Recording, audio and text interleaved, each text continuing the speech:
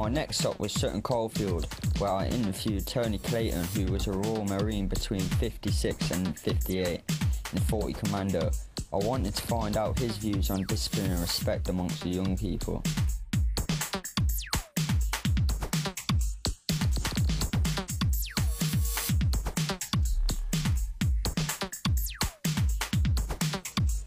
If a person was being attacked by a group of people, would you try to intervene, or would you try to defuse the situation in any way?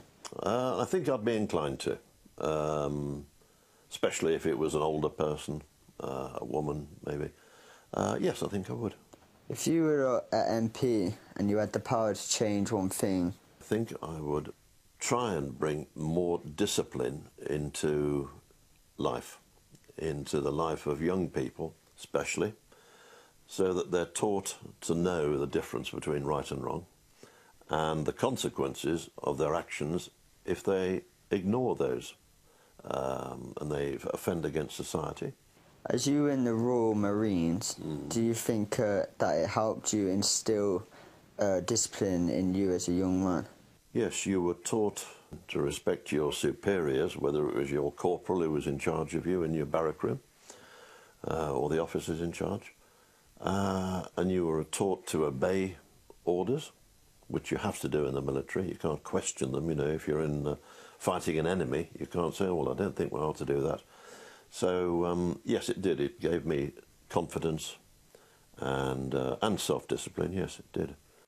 Do you think national service should be reinstated?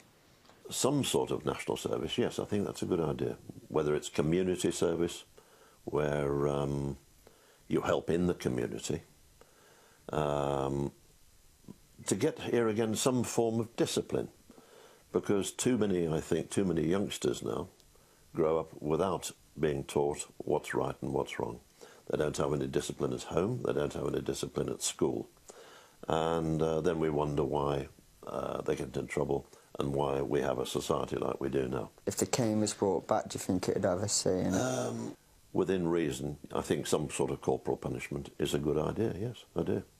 Because some parents feel that they can't put that enforcement on their children, so... At the end of the day, you've got to teach people what's right and what's wrong, and if you teach them and they continually transgress here and don't take any notice, it's amazing how quickly a little bit of pain will instill it in your head, in your mind, and you'll think, I really don't want to suffer that again, so I will obey, and I'll make myself maybe a better person in society. So yes, I don't think it does any harm.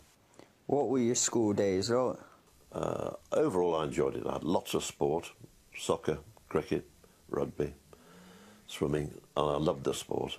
And I was at boarding school from the time I was 8 until I was nearly 17.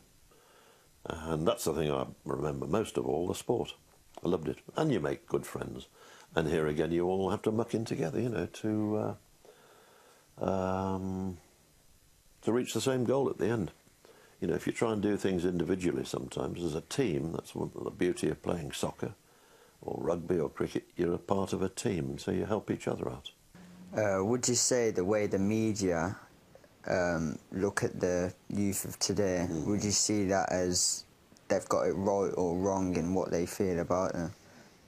They're sensationalised more in the tabloids, the Sun, the Mirror, the other tabloids.